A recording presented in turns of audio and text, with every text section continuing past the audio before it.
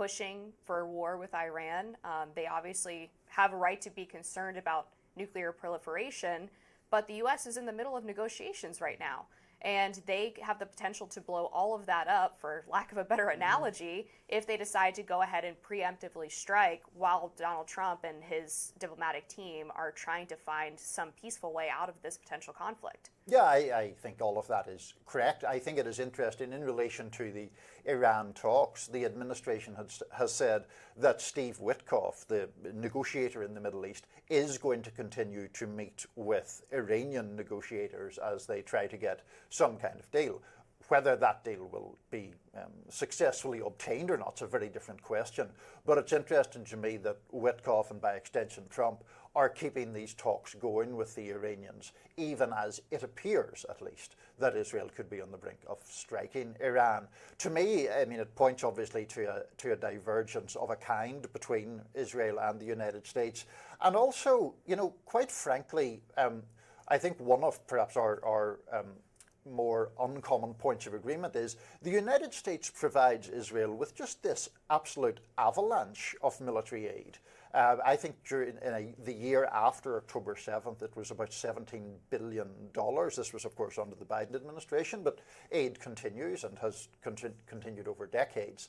And to be the recipient of that amount of American aid and then appear to be on the brink of striking Iran in obvious contravention of American diplomatic wishes, as well as the risks of a wider war, that seems unreasonable behavior, to put it mildly. Yeah, indeed. And this is a new sort of cropping up of a way of thinking on the right in particular. I know the left has long been critical of Israel, but I think, you know, looking back at the presidential primary debates, Vivek Ramaswamy really kind of broke the Overton window for Republican politics when he questioned the amount of aid that the United States gives to Israel, and also suggested that's what's best for Israel is not always what's best for America.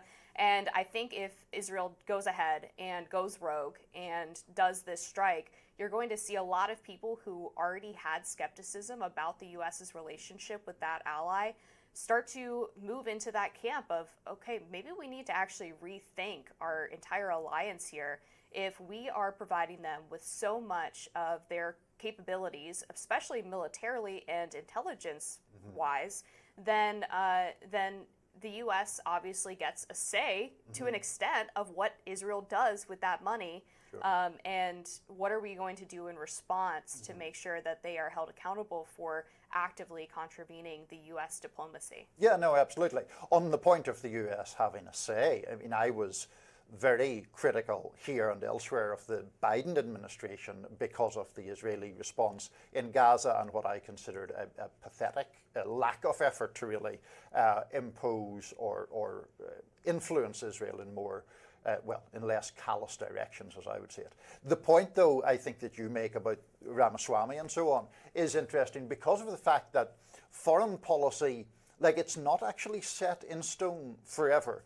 When now President Trump began running for the first time, he was very critical of George W. Bush and the war in Iraq. And I remember at the time it was like, oh, you can't win a Republican primary with those kinds of views. They'll be perceived as critical of the military or too dovish or whatever.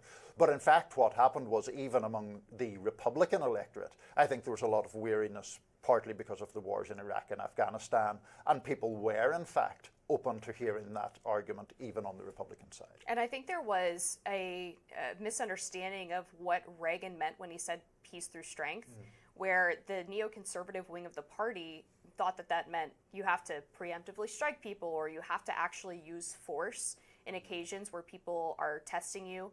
And really, I think Trump kind of flipped that on its head and said, well, peace through strength can mean strong diplomacy. And of course, if there is a red line, then you hold people accountable for crossing that red line. But it doesn't necessarily have to mean that the U.S. is involved in endless wars or has a presence everywhere in the world. It's a much more complex situation, as it should be when you're looking at a realist foreign policy. No, absolutely. And military intervention overseas have, in fact, depleted the strength. I mean, the Soviet Union in Afghanistan would be a good example where overseas adventuring, in fact, depleted strength. We will move on because Gen Z activist and Parkland shooting survivor David Hogg is out at the DNC. We'll tell you more next.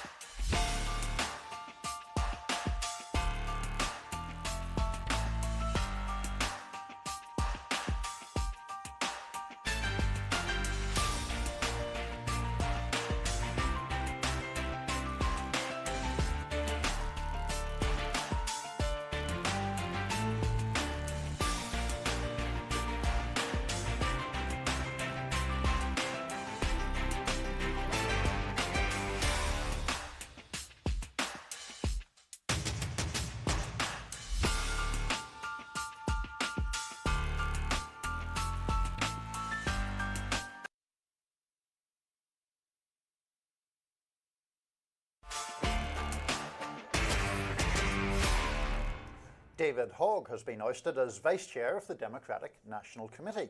He announced Wednesday he will not seek re-election for the ranking position. This came after the committee voted to vacate him from the role in a procedural dispute. Malcolm Kenyatta, who was also Vice Chair, was also vacated by the same means. In a statement, Hogg wrote in part, quote, "I came into this role to play a positive role in creating the change our party needs. Ultimately, I have decided to not run in this upcoming election so the party can focus on what really matters. I need to do this work with leaders we deserve, and it is going to remain my #1 mission to build the strongest party possible." This caps months-long party infighting that the Gen Zer set off after he declared his group, Leaders We Deserve, would be shelling out $20 million to primary Democratic incumbents. The party has been furious with Hogg, to say the least. They leaned into a technicality to push him out based on DNC rules. The executive committee must be gender diverse.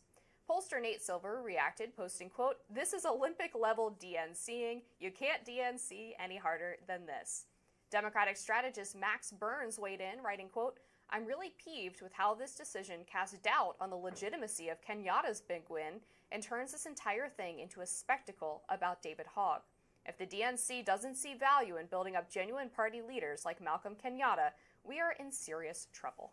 I do think Malcolm Kenyatta has been rather the forgotten victim in all of this. Very true. He's not getting a lot of publicity, and he's got caught up in this issue about how exactly he and Hogg were elected and the elections being removed. Now, I assume Kenyatta will seek the office again, which Hogg is not doing. Yeah. So there's that.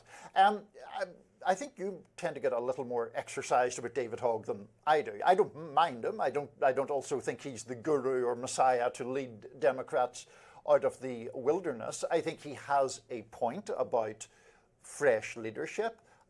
He's obviously on the progressive side. I think there are legitimate criticisms that he hasn't really been completely specific about what he believes, and it's this thing about, like, well, Democrats are too old and dying in office in some cases, but there are also some really good people and some young people that we don't want to be associated with, and his statement went into all of that. Obviously, the DNC was not particularly thrilled at someone with that level of name recognition threatening or promising to spend money on primary challenges to incumbents. So I'm not that surprised by what has happened, is my bottom line. Yeah, exactly. I think that looking at the DNC rules, they did misapply them, and the election was not run